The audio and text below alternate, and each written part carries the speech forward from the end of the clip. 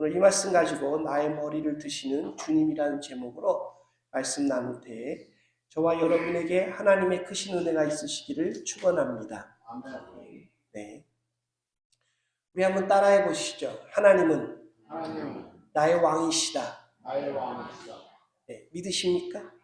자, 그럼 또 해보시죠. 우리는 하나님의 자녀다. 고로 왕의 자녀다. 네, 믿으십니까? 네, 이게 우리가 지난주에 함께 나눴던 시편 2편의 주된 내용입니다. 세상 권세나 이런 것에 눌리지 말고 하나님을 왕으로 섬기는 우리에게 진짜 왕이신 그분이 계시기 때문에 우리가 세상에 눌릴 필요가 없고 하나님께서 우리를 다스리고 계시다. 세상을 다스리고 계시다 하는 것이 시편 2편입니다. 시편 1편은 뭐였습니까?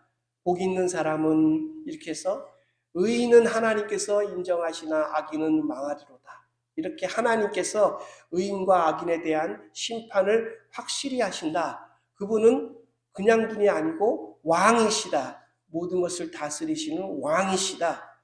이렇게 얘기하고 있는 겁니다. 할렐루야. 네. 그럼 오늘 시편 3편으로 넘어가면서 우리가 시편 1편과 2편이 시편의 대문시, 다시 말해 대문의 좌우문을 이렇게 장식했다 그러면 3편에 들어오면 좀 더 멋있는 시편이 등장해야 됩니다. 그렇죠? 우리가 이 시편 3편을 보면 이게 별로 멋있지 않아요. 왜냐하면 시편 3편 여러분이 읽지 않으셨지만 성경에 보면 제목이 붙어 있는 시편입니다. 뭐라고 붙어 있는가? 제가 읽어드리겠습니다. 다윗이 쓴 시는 맞아요. 그 아들 압살롬에게 뭐라고요? 피할 때에 지은 시다. 다윗이 아들 압살롬이 뭘 했습니까? 반역을 저질러서 왕궁을 쳐들어온 겁니다. 그래서 급하게 도망가면서 피할 때에 그가 하나님을 찬송한 그런 시다. 이렇게 얘기했습니다. 여러분 시편의 이 구조 1절과 2절 대문을 열고 탁 들어갔더니 내용이 뭐라고요? 가족과 자신이 세운 신하와 믿었던 사람들과 그리고 자기가 용서해서 데리고 왔던 아들이 배신을 한 겁니다. 그 배신을 해서 처참하게 쫓겨가고 있는 다윗이 쓴 시가 대문을 열고 들어갔더니 그 앞에 탁 놓여 있는 겁니다. 원래 대문을 열고 들어가면 시편 8편 보시면 이렇게 합니다. 여호와 우리 주여 주의 이름이 온 땅에 어찌 그리 아름다운지요 주의 영광을 하늘 위에 두셨나이다. 주의 대적을 인하여 어린아이와 젖먹이 입으로 말미암아 권능을 세우시며 멋있지 않습니까? 이 시가 딱 나와야 되는데 여러분 3편, 4편, 5편, 6편, 7편까지는 상당히 개인적으로 고난 가운데 어려움 가운데 있는 그런 시편들이 줄줄이 나옵니다. 이유가 뭘까요? 이 시편은 그냥 하나님 찬송하는 것을 다 모아놓은 좋은 말들을 모아놓은 그런 성경의 한 권이 아니라는 얘기입니다.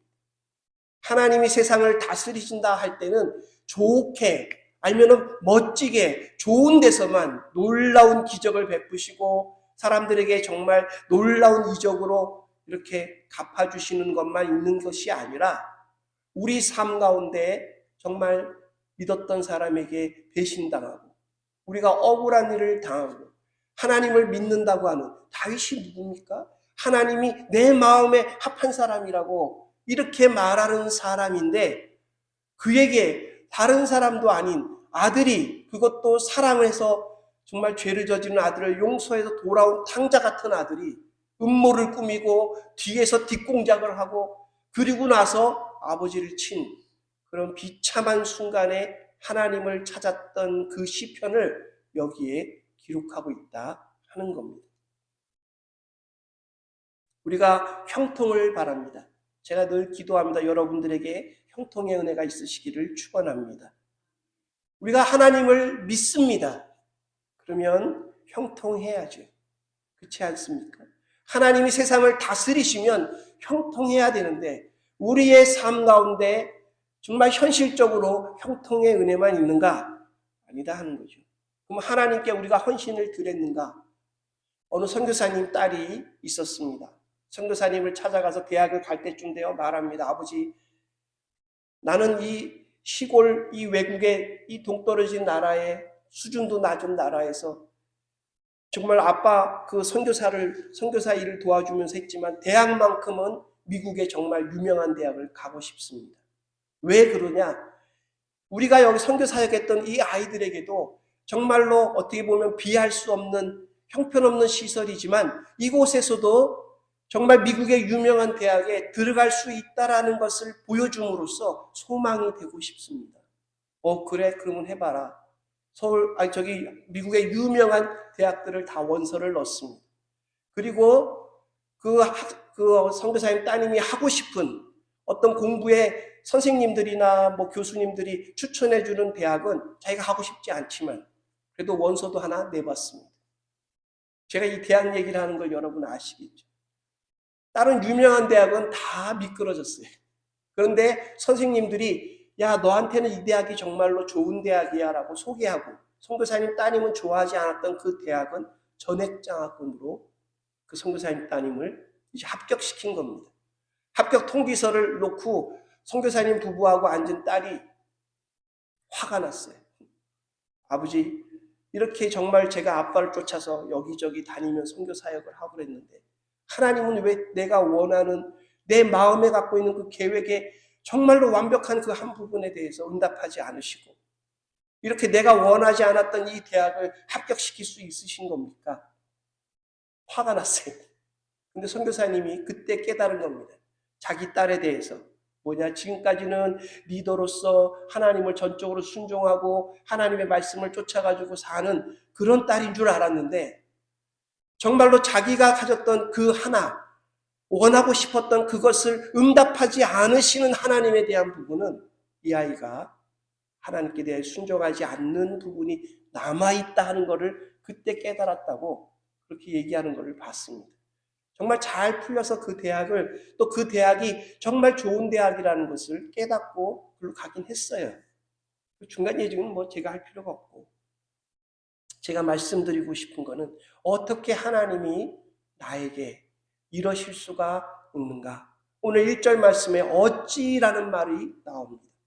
자기 얘기뿐만 아니라 2절에 보시면 뭐라고 되어 있냐면 사람들이 나보고 뭐라고 되어 있습니까? 저는 하나님께, 저 사람은 하나님께 도움을 받지 못하는 사람이야 라고까지 말한다고 하고 있습니다.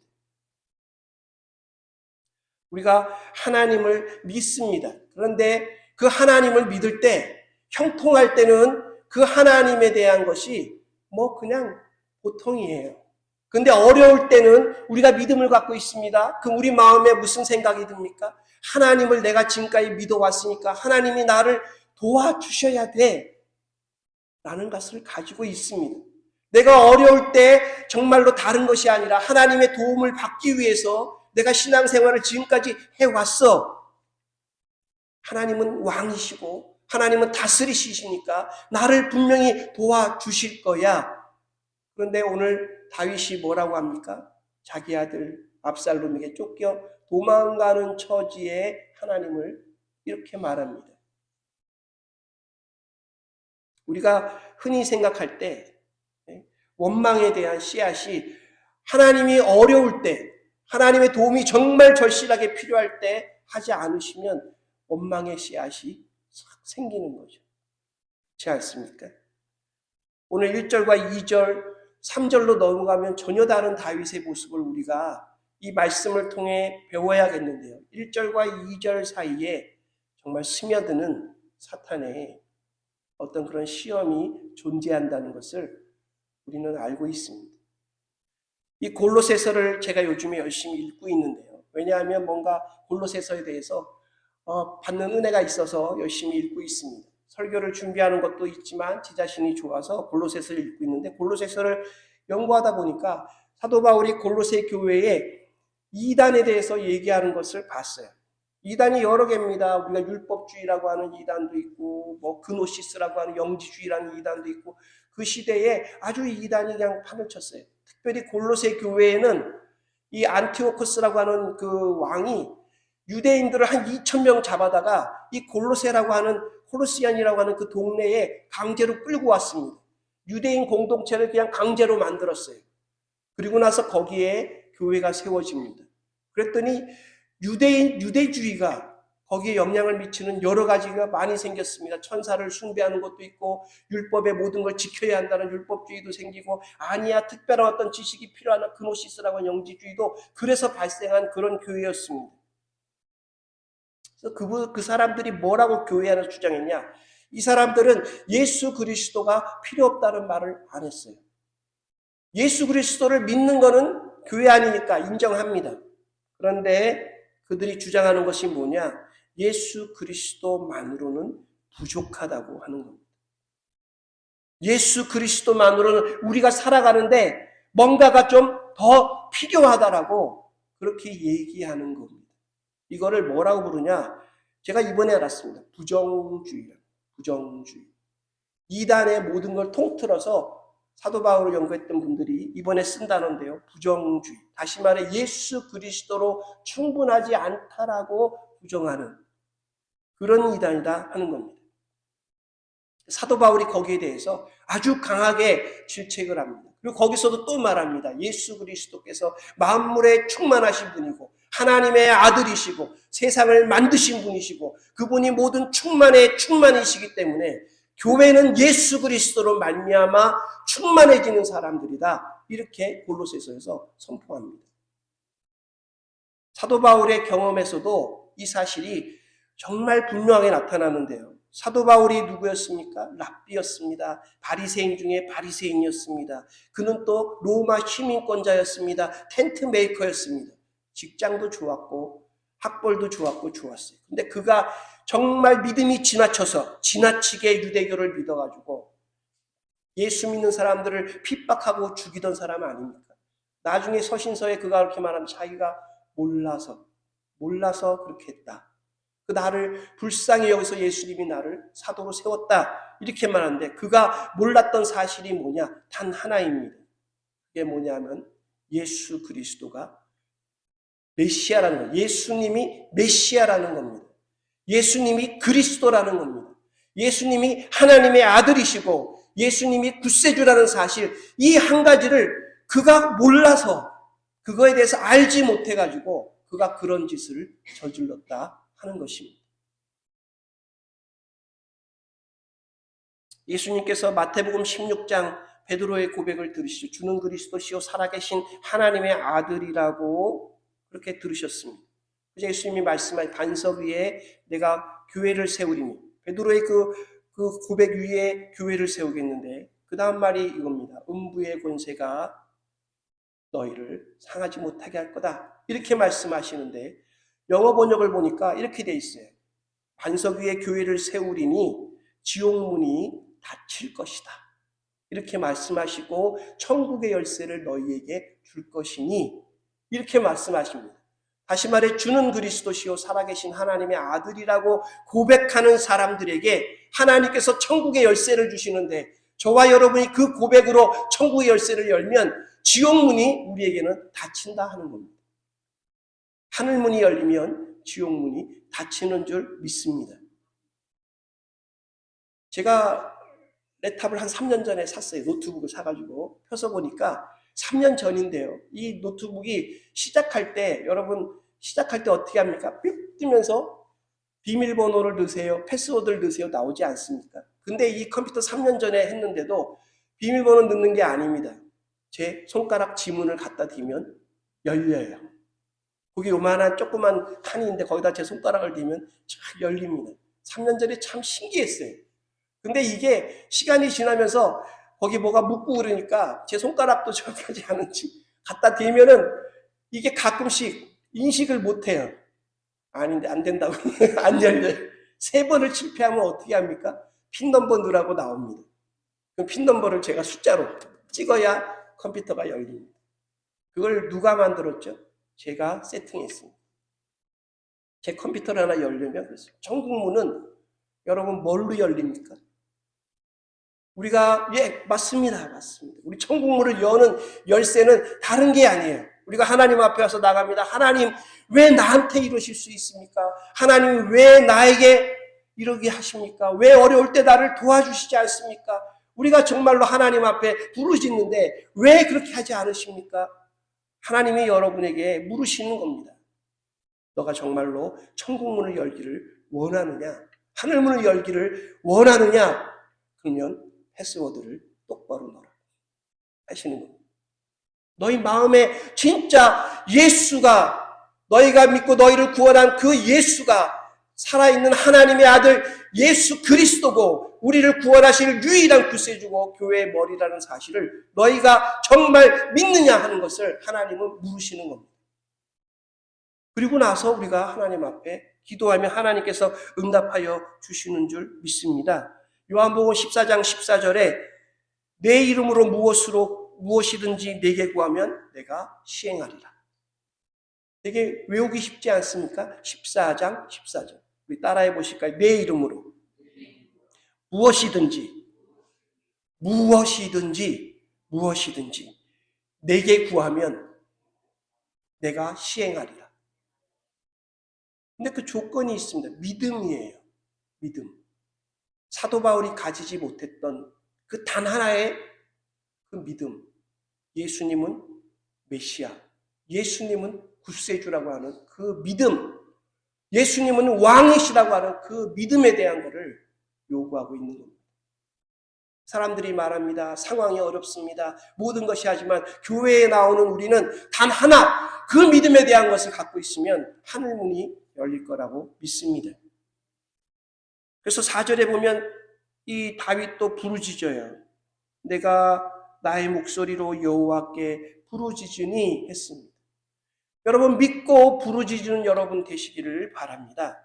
많은 분들이 믿음에 대해서 좀 오해하는 부분이 하나 있어요. 그냥 믿음은 의무라고 생각합니다. 예수님을 믿으려면 예수님에 대해서 천국에 가려면 예수님을 믿어야 된다는 의무처럼 생각하는데 여러분 믿음이라는 건 의무가 아닙니다. 믿음은 권리입니다. 하나님이 우리에게 주신 권세입니다. 예수 그리스도를 정말로 구세주라고 믿으신다면 여러분의 구주라고 믿으신다면 여러분은 그 믿음을 들어서 사용하시는 권리가 있다 하는 겁니다. 그렇죠?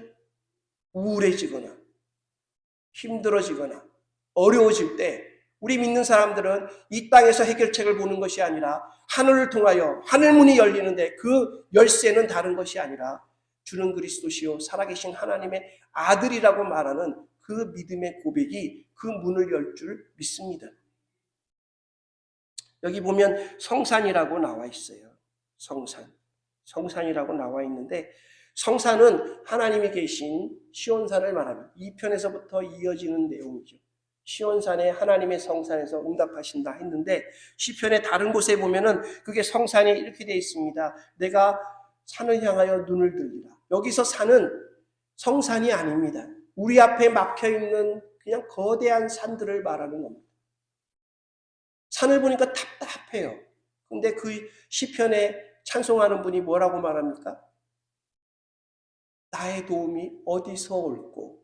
그 앞에 첩첩이 쌓여있는 그 산들을 보면서 말합니다. 나의 도움이 어디서 올꼬? 나의 도움이 천지를 지으신 여호와에게서로다. 산 따위가 아니라 이런 산 따위가 아니라 하나님의 도움이 천지를 지으신 하나님 우리 주님으로부터 온다라는 사실을 고백할 때 이 앞에 놓인 산들은 어떻게 됩니까? 이사야서에 정말로 갈아서 평지가 될 것이다. 하나님이 약속하셨습니다.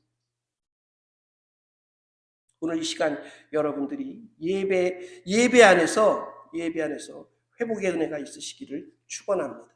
믿음을 사용하세요. 믿음은 권리라는 사실을 여러분 잊지 마세요. 아까 말씀드렸죠? 다시 한번 해볼까요? 우리는 왕의 자녀다. 네, 우리는 왕의 자녀입니다. 여러분 그 권리를 정말로 사용하세요. 믿는 대로 주님께서 이루어 주실 것입니다. 이 골로새 교회 아까 말씀드린 대로 정말로 곤란한 문제가 많았던 그런 교회 같습니다. 사도 바울이 자기가 개척하지 않았어요. 서신서 보낸 것 중에 개척하지 않은 교회에 보낸 서신 중에 이 골로새서가 하나인데요. 골로새서는 에바브로라고 하는 디도가 있고 에바브라 디도가 있고 에바브라가 있는데요. 에바브라라고 하는 이 사도 바울의 제자에게 거기다가 보냅니다. 이 에바브로는 어려운 지역 개척 전문 교육자예요. 그분이 가서 한 것이 우리가 잘 아는 라오디게아 교회도 이 에바브라가 개척했습니다. 히에라폴리라고 하는 성경에 그냥 이름만 나와 있는 지역의 교회도 이 사람이 개척했습니다. 골로새 교회 같이 유대주의가 강한 교회도 이분이 가서 개척했습니다. 가가지고 개척해서 그 어려움 겪고 있는 에바브로에게 사도 바울이 골로새 교회를 골로새서를 보냅니다. 거기 내용이 뭐라고요? 예수 그리스도가 너희의 충만케 하실 분이시다. 만물을 다스리시는 분이시다. 라고 보낸 겁니다. 이단은 하나님의 생각이 아니라고. 골로새서 뒷부분에 가면 이단은 사람의 생각이라고. 여러분 예수 그리스도 외에 다른 것이 우리에게 필요하다는 것은 이단입니다. 그 사상은 결코 하나님의 축복을 받을 수 없는 겁니다. 제가 자동차 키를 교회에 2개를 갖다 놓고 있습니다. 하나는 교회 차고요. 하나는 저희 차가 옆에 이렇게 세워져 있는데 2개를 갖다 놓습니다. 2개를 쓰다가 가끔씩 키를 헷갈려가지고 가가지고 저쪽에 저희 차를 쓰려고 가면서 교회 차 키를 들고 가요. 그럼 어떻게 합니까? 아무리 눌러도 안 열려요. 왜 그렇습니까? 그러면 가만히 듣다 보면 소리가 저쪽에서 나요. 제가 슈퍼기거든요. 여기서 소리가 삑삑삑삑 소리가 저쪽에서 나요. 그럼 보면은 그 키가 아니에요. 가가지고 다시 사무실에 와서 저희 차 키를 끌고 가가지고 차를 끌고 이제 차 운행을 하게 되는데 제가 말씀을 준비하면서 그런 생각이 들었습니다. 우리가 갖고 있는 정말 이 믿음이라고 하는 이 키를 하나님의 하늘문을 여는데 반드시 열어야겠다. 반드시 사용해야겠다 생각을 했습니다. 말씀의 결론을 맺고자 합니다. 오늘 말씀의 제목이 너 나의 머리를 드시는 주님이라고 했습니다.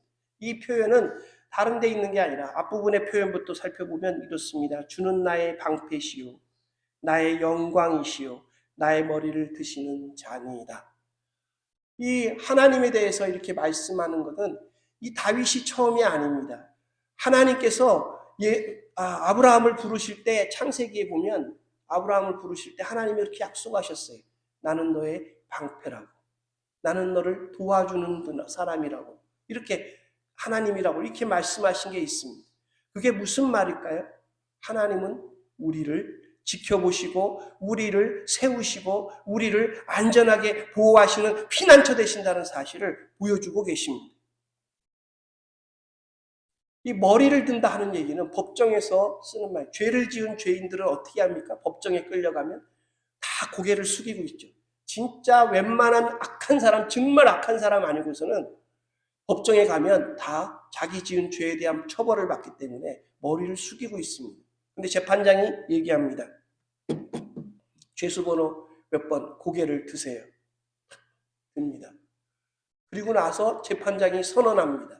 그때도 머리를 안 드는 사람은 죄를 너무 크게 지은 사람인지 모르죠. 근데 유대인의 법정에서 머리를 들라고 말하면 재판장이 그 사람을 용서하겠다 하는 그런 표시입니다.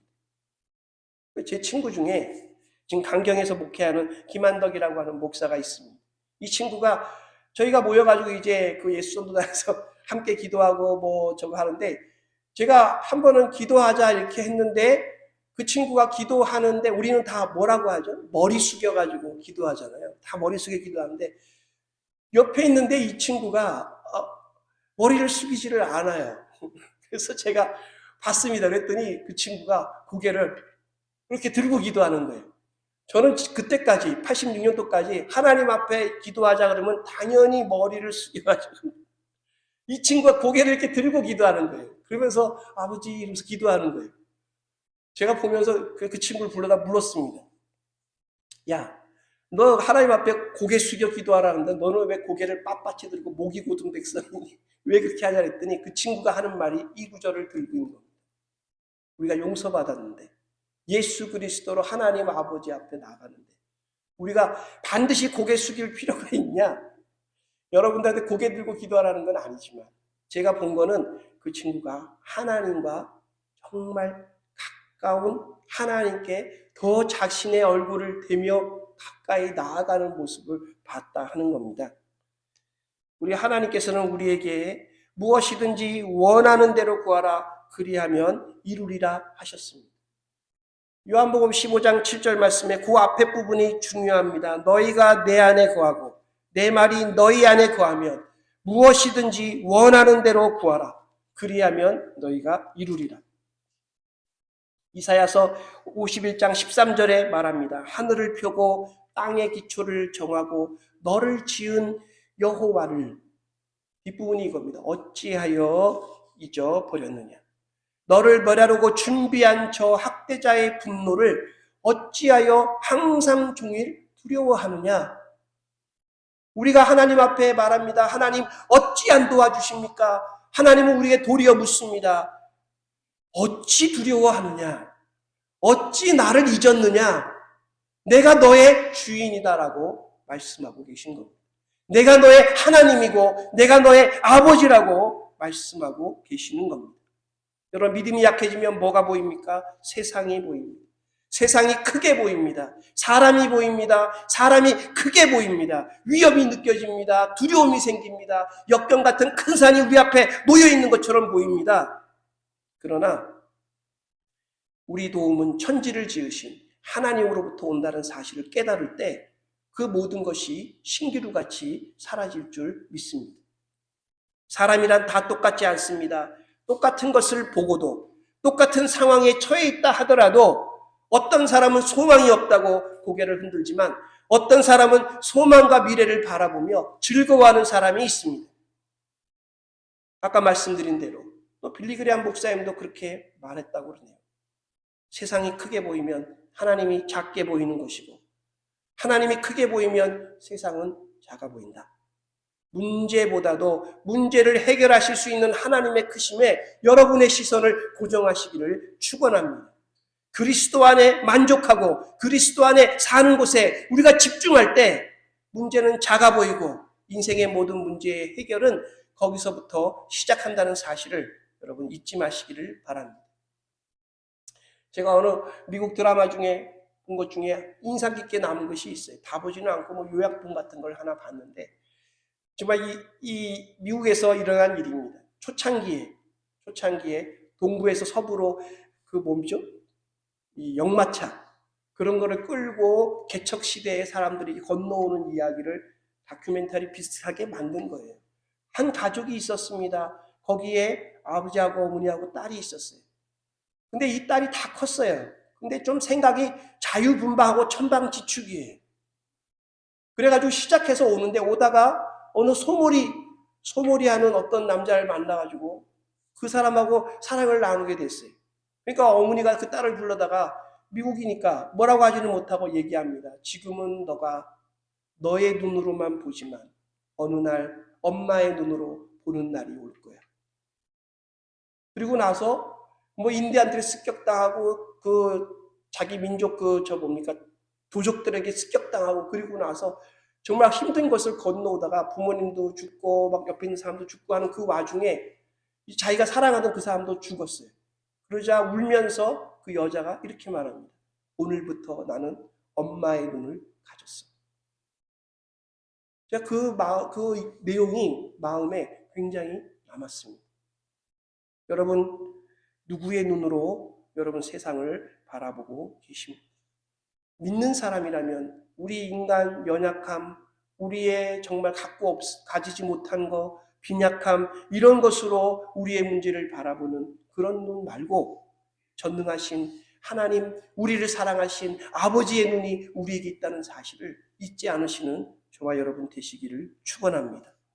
어느 쪽에 서서 우리를 둘러싸고 있는 이 세상을 바라보고 계십니까? 하나님이 다스리시는 세상입니까? 우리를 더욱더 문제 구덩이로 넣으려고 하는 저 세상입니까? 우리는 하나님 편에 서야 되는 줄 믿습니다. 그런 은혜가 저와 여러분에게 이번 주일 내내 있으시기를 축원합니다. 기도하겠습니다. 하나님 아버지, 우리의 삶 가운데 역사하여 주셔서 정말로 하나님의 도움을 우리가 바랄 때에 저희로 하여금 그 도움을 보게 하여 주옵시고, 그뿐만이 아니라 하나님이 그 응답을 늦추실 때에는 그런 이유가 있다는 사실을 알게 하여 주시고, 저희들을 더 정결하게 기다리며 또다시 믿음을 행사할 수 있는 저희가 되게 하여 주시옵소서. 저희들에게 주신 귀한 믿음을 감사합니다. 예수 그리스도의 이름으로 간구하는 모든 것을 이루어 주시는 하나님을 믿습니다. 아버지 하나님, 저희와 가정과 교회와 이 사회와 이 나라와 민족에게 주 예수 그리스도여 저희들에게 회복이 있게 하시고 화해가 있게 하시고 화목하게 하여 주시고 주님의 사랑이 넘치는 모두 되게 하여 주시옵소서. 하나님의 공의가 바로 설 수 있도록 주님 역사하여 주심을 감사드리며 다시 오실 예수님의 이름으로 간절히 기도했사옵나이다. 아멘.